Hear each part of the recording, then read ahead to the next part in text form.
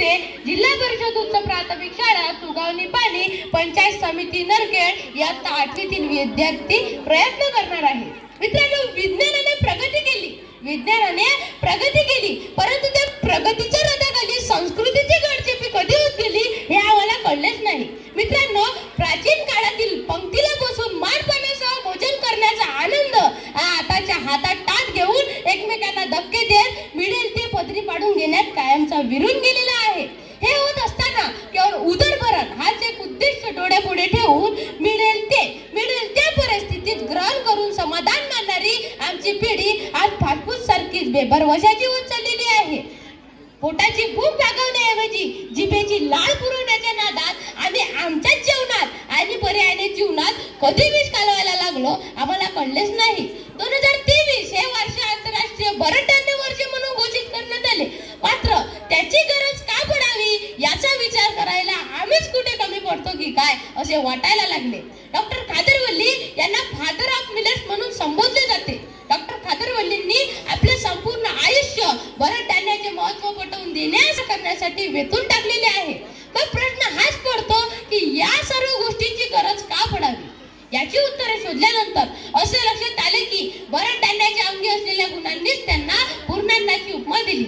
बरडधान्य म्हणजे ज्वारी, बाजरी, नाचणी, भगर आणि एकीकडे राजगिरा या सर्वांचा उपयोग म्हणजे कार्बोहायड्रेटचा वापर, प्रोटीनचे भंडार किंवा मिनरलचा साठा म्हणून या तृणधान्यांचा उपयोग केला जातो. स्नायूंच्या बळकटीकरणासाठी सर्वात उपयुक्त घटक म्हणून राजगिराचा उपयोग केला जातो. आता प्रश्न पडतो तो हाच की एवढी सगळी चांगली गुणे या बरडधान्यात असताना आपण या फास्टफूडच्या नादाला का बरं लागतो.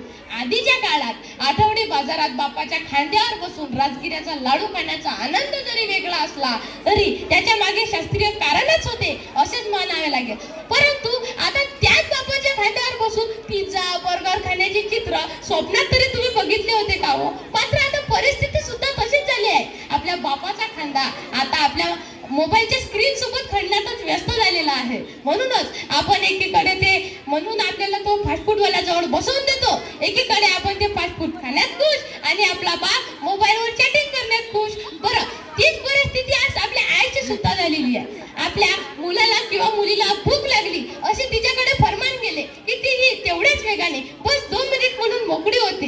कारण मग तेव्हा जन्म होतो या फास्टफूडचा. कारण 2 मिनिटात कुठलेही पूर्णान्न तयार होणे रावण नाहीच.